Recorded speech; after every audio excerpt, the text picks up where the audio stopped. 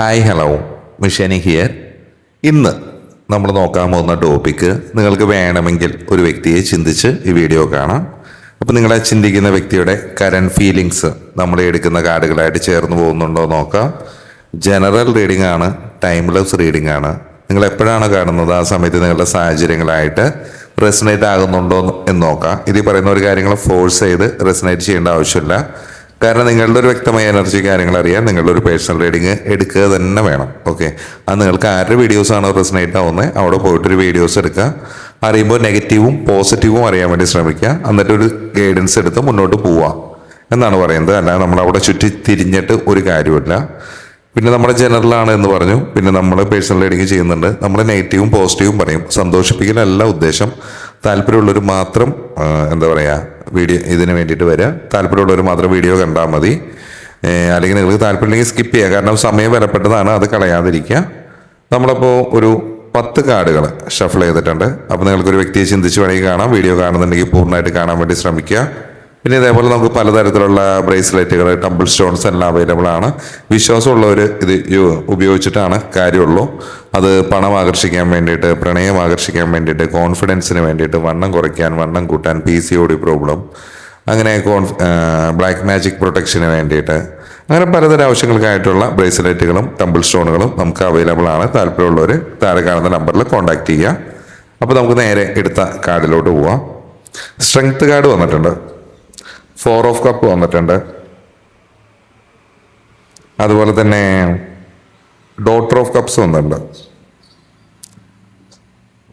8 of swords, 8 of pentacle, daughter of pentacles, 7 of swords, high priestess വന്നിട്ടുണ്ട്, son of cup, fool.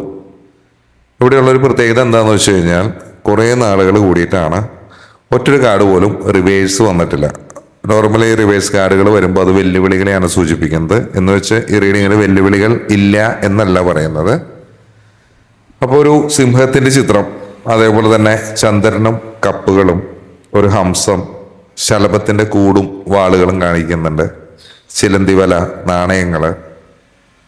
Daughter of പെൻഡിക്കൽസ് കാണിച്ചിട്ടുള്ളത് മാനാണ്. 7 of swords കുറുക്കനും വാളുകളുമാണ് പറയുന്നത്. High priestess കടുവയും ചന്ദ്രനുമാണ് കാണിക്കുന്നത്. Glass ഹംസത്തിന് കഴിയുന്നുണ്ട്, കപ്സിനെ. ഒരു പശിക്കുഞ്ഞിനെ കാണിച്ചിട്ടുണ്ട്, അത് ഫുൾ കാർഡാണ്. ഓക്കെ, ഇതിൽ ഇപ്പം നിങ്ങളൊരു വ്യക്തിയെ ചിന്തിച്ചിട്ടാണ് കാണുന്നതെങ്കിൽ ആ വ്യക്തി ഇപ്പം നിങ്ങളായിട്ട് നോ കോണ്ടാക്ട് ആയിരിക്കാം, ബ്രേക്കപ്പ് ആയിരിക്കാം, ലെസ് കമ്മ്യൂണിക്കേഷൻ ആയിരിക്കാം, നിങ്ങൾക്കിടയിൽ trust issue, ego, third party situations, black magic, long distance, ജാതി, മതം, അങ്ങനെ വിവാഹേതര ബന്ധങ്ങൾ, അങ്ങനെ പല പ്രശ്നങ്ങളായിരിക്കാം. എന്തു തന്നെയാണെങ്കിലും ഇപ്പോഴത്തെ അവസ്ഥ എന്ന് പറയുന്നത് നിങ്ങൾക്ക് റെസനേറ്റ് ആകുന്നുണ്ടോ എന്ന് നോക്കാം കേട്ടോ. കാരണം കമൻസിൽ അതേപോലെ ഭർത്താവിനെ നോക്കിക്കണ്ട് വീഡിയോ കാണുന്ന ആളുകളൊക്കെ ഉണ്ട്. എന്നിട്ട് അത് ശരിയല്ല എന്ന് പറയുന്നവരുണ്ട്. അപ്പം അതുകൊണ്ടാണ് പറയുന്നത്, ഇത് നിങ്ങളുടെ റീഡിംഗ് അല്ല. ഫോഴ്സ് ചെയ്ത് റെസനേറ്റ് ചെയ്യരുത്. ഇത്തരം സാഹചര്യമാണോ എന്ന് നോക്കാം. പലരും ടാരറ്റ് കണ്ടുകൊണ്ടിരിക്കുന്നത് ഒരു ആശ്വാസത്തിന് വേണ്ടിയിട്ടാണ്. അപ്പോൾ ഒരു ആശ്വാസം, നമ്മളുടെ ആശ്വാസമുള്ള കാർഡുകളാണ് വരുന്നതെങ്കിൽ നമ്മൾ ആശ്വാസം പറയും. അല്ലെങ്കിൽ നമ്മൾ ചിലപ്പോൾ ഈ പറഞ്ഞ പോലെ ദുഃഖമായിരിക്കും പറയുന്നത്. നമ്മൾ നെഗറ്റീവും പോസിറ്റീവും പറയാറുണ്ടെന്ന് പറയുന്നത് അതുകൊണ്ടാണ്. താല്പര്യമുള്ളവർ കണ്ടാൽ മതി കേട്ടോ.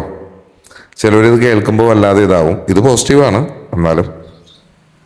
അപ്പോൾ ഇതിൽ 8 ഓഫ് സോഡ്സും 4 ഓഫ് കപ്പൊക്കെ സൂചിപ്പിക്കുന്നത് ഒരു നിശ്ചലമായിട്ടുള്ളൊരു അവസ്ഥേനെയാണ്. ഇപ്പോഴത്തെ ഒരു അവസ്ഥ നിങ്ങളുടെ അങ്ങനെയാണോ എന്ന് നിങ്ങൾ ചെക്ക് ചെയ്യുക. ഇപ്പം നിങ്ങളെ ചിന്തിച്ച വ്യക്തി ഒരു മാനസികമായിട്ടുള്ളൊരു തടവറയിലാണ്. എന്താ പറയുക, ഫീലിങ്സ് എല്ലാം സ്റ്റക്കായി നിൽക്കുന്നൊരു അവസ്ഥ, എന്ത് ചെയ്യണം എന്നറിയാത്തൊരവസ്ഥ. ചിലപ്പോൾ നിങ്ങൾ നൽകുന്ന സ്നേഹമോ സന്ദേശങ്ങളോ എന്താണെങ്കിലും അത് ശ്രദ്ധിക്കാത്ത രീതിയിൽ അവരുടെ സ്വന്തം ലോകത്ത് ഒതുങ്ങിക്കൂടിയിരിക്കുന്ന ഒരവസ്ഥയാണ് എന്ന് പറയാം. അവർ ഹാപ്പിയാണോ എന്ന് ചോദിക്കുകയാണെങ്കിൽ അല്ല. 4 ഓഫ് കപ്പ് വ്യക്തമായിട്ട് പറയുന്നത് അവർക്കിപ്പോൾ ജീവിതത്തിലൊരു മടുപ്പ് അനുഭവപ്പെടുന്നു എന്നാണ്. കാരണം ചുറ്റുമുള്ള അവസരങ്ങളിൽ അവർക്ക് താല്പര്യമില്ല. 7 ഓഫ് സോഡ്സ് പറയുന്നത് അവർ ചില കാര്യങ്ങൾ നിങ്ങളിൽ നിന്ന് മറച്ചു വെക്കുന്നുണ്ടാകാം, അല്ലെങ്കിൽ അവർക്ക് തന്നെ ഒരു വ്യക്തതയില്ല എന്നാണ് സൂചിപ്പിക്കുന്നത്. നിങ്ങൾ ഓർക്കുന്നുണ്ടോ എന്ന് ചോദ്യം ഉണ്ടെങ്കിൽ തീർച്ചയായിട്ടും ഉണ്ട് എന്നാണ് അർത്ഥം. ദ ഹൈ പ്രീസ്റ്റസ് കാർഡ് വരുമ്പോൾ ആഴത്തിലുള്ളൊരു ആത്മബന്ധത്തിനെയാണ് കാണിക്കുന്നത്.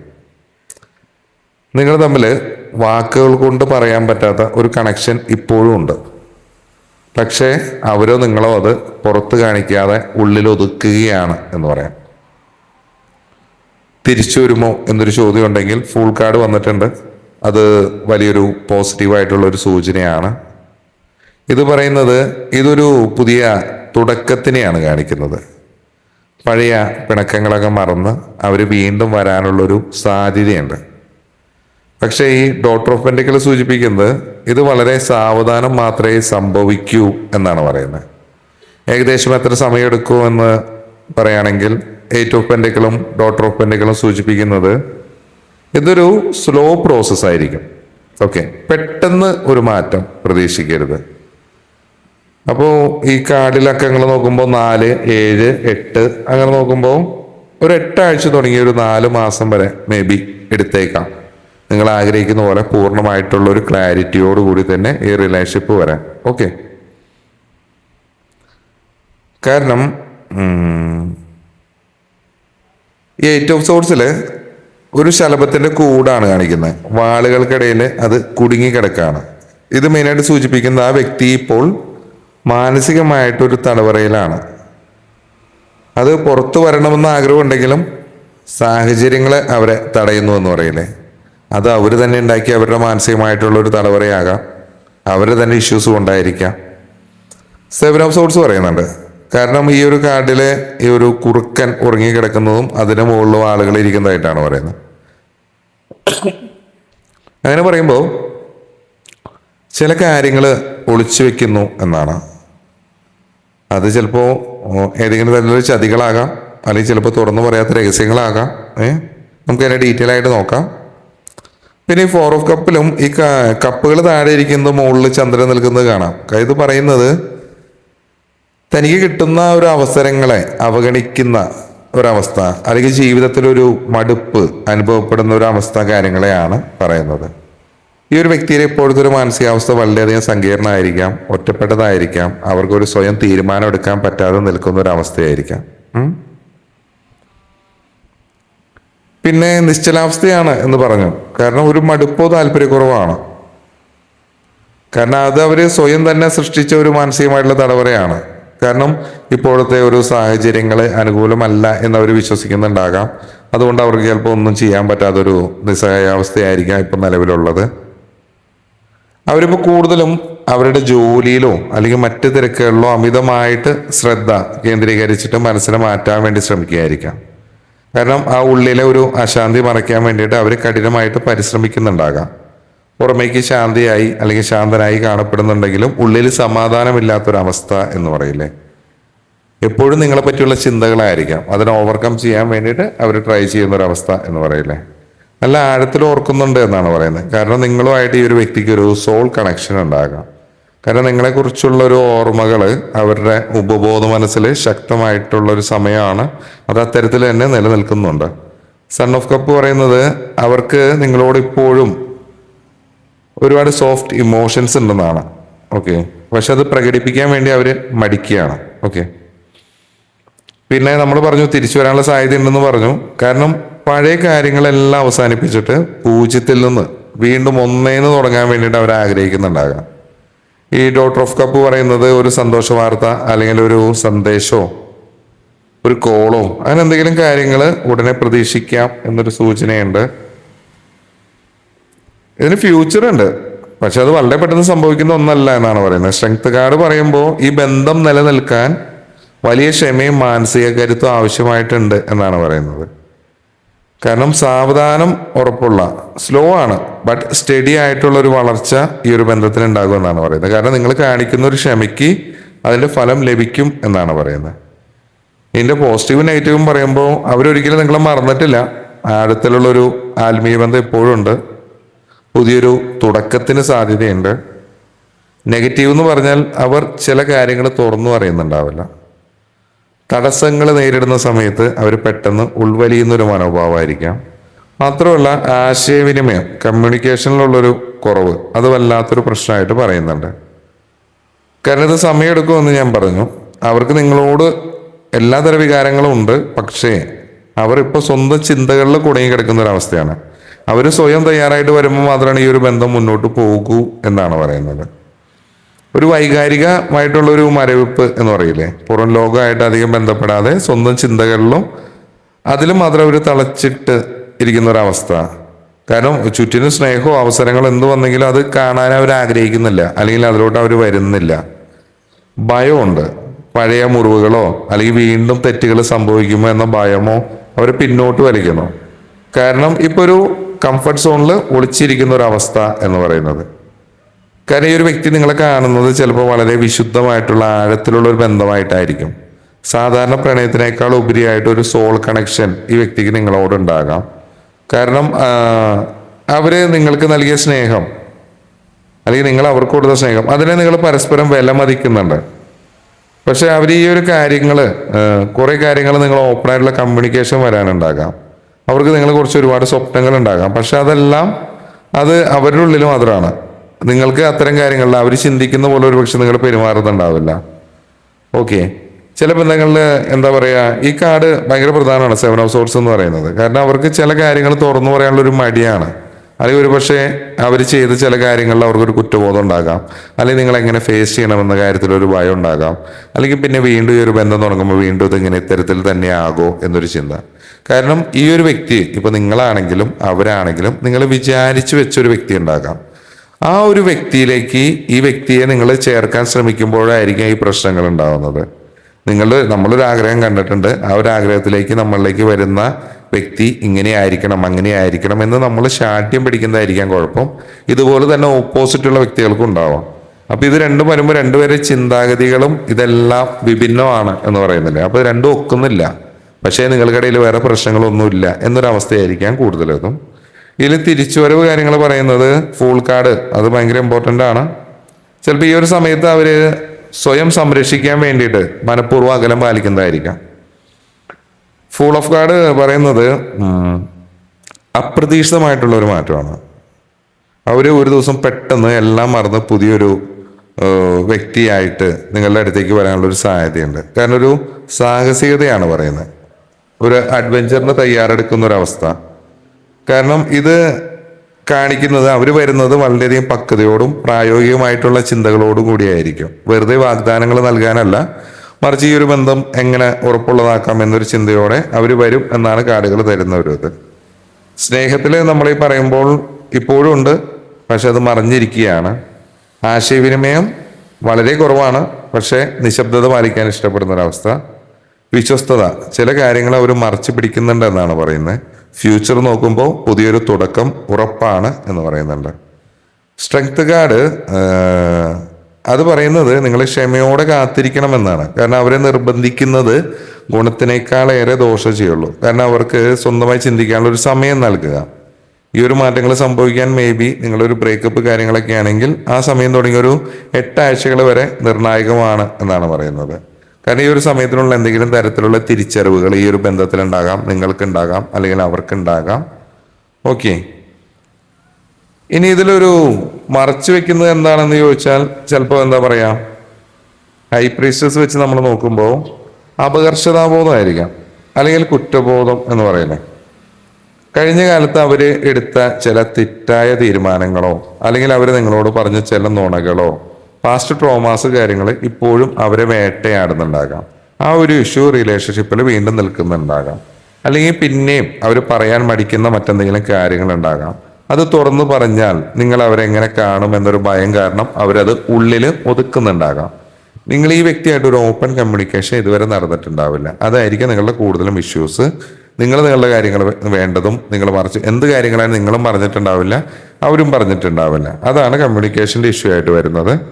പിന്നെ മാത്രമല്ല, അവരിപ്പോൾ അനുഭവിക്കുന്ന സാമ്പത്തികമായോ അല്ലെങ്കിൽ കുടുംബപരമായോ അല്ലെങ്കിൽ കരിയർ പരമായിട്ടുള്ള പ്രശ്നങ്ങൾ നിങ്ങളെ അറിയിക്കാൻ അവർ ആഗ്രഹിക്കുന്നുണ്ടാവില്ല.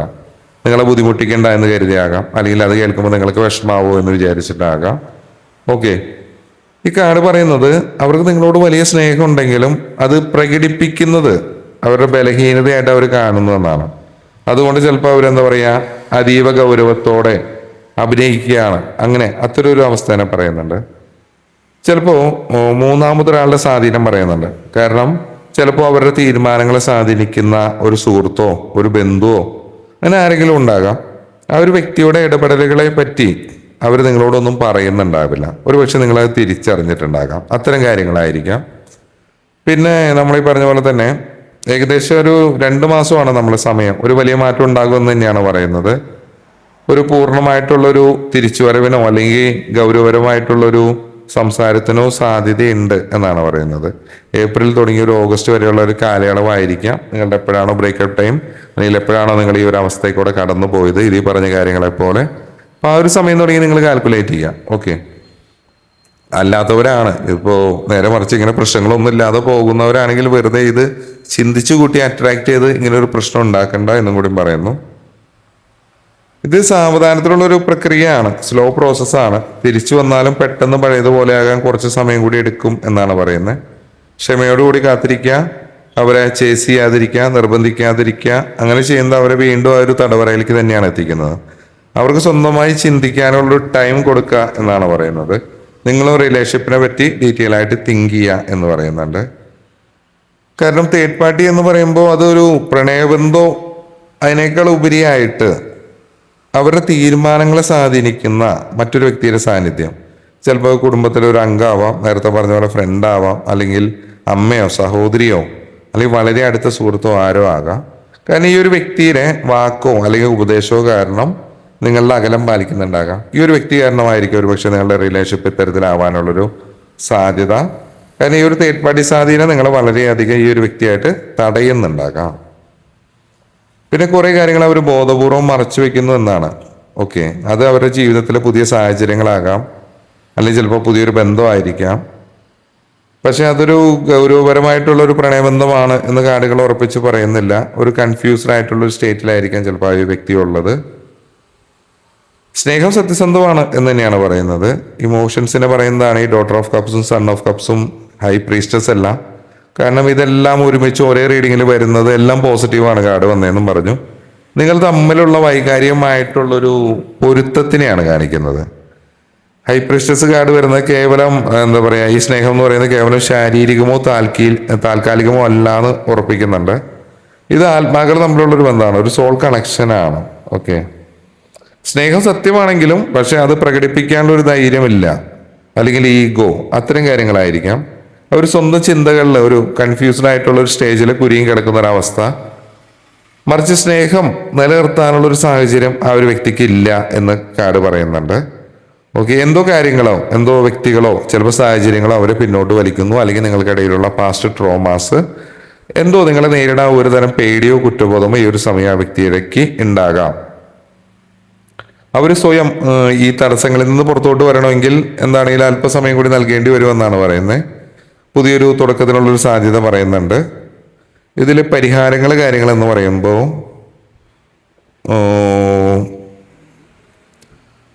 രാത്രി ഉറങ്ങുന്നതിന് മുമ്പ് കണ്ണുകൾ അടച്ചിട്ട് ആ ഒരു വ്യക്തി നിങ്ങളോട് സ്നേഹത്തോടെ സംസാരിക്കുന്നതായിട്ട് സങ്കല്പിക്കുക, വിഷ്വലൈസ് ചെയ്യുക.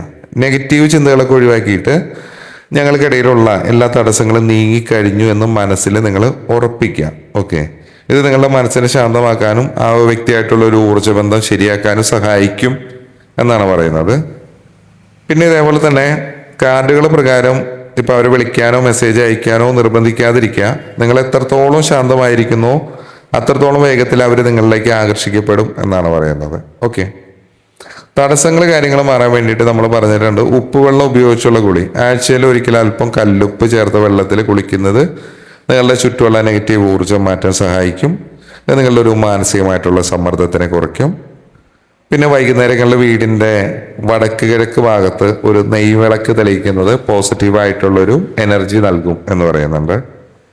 പിന്നെ സ്നേഹബന്ധം ദൃഢമാകാൻ വേണ്ടിയിട്ട് ഡോട്ടർ ഓഫ് കപ്സും സൺ ഓഫ് കപ്പ് പറയുന്നത് വൈകാരികമായിട്ടുള്ളൊരു ഒത്തുചേരലാണ്. പക്ഷികൾക്ക് തീറ്റ കൊടുക്കാം. കാരണം ഫൂളിൽ പക്ഷിയാണ് വന്നിട്ടുള്ളത്. പക്ഷിക്കാടുകൾ കൂടുതലാണ്. ഹംസത്തിൻ്റെ ഇത് കാണിച്ചിട്ടുണ്ട്. പക്ഷികൾക്ക് നിങ്ങൾ ധ്യാനമോ അല്ലെങ്കിൽ അതേപോലെ ധ്യാനമല്ല ധാന്യമോ വെള്ളമോ നൽകുന്നത് നിങ്ങളുടെ ബന്ധത്തിലെ തടസ്സങ്ങൾ മാറാൻ സഹായിക്കുമെന്ന് പറയുന്നുണ്ട്.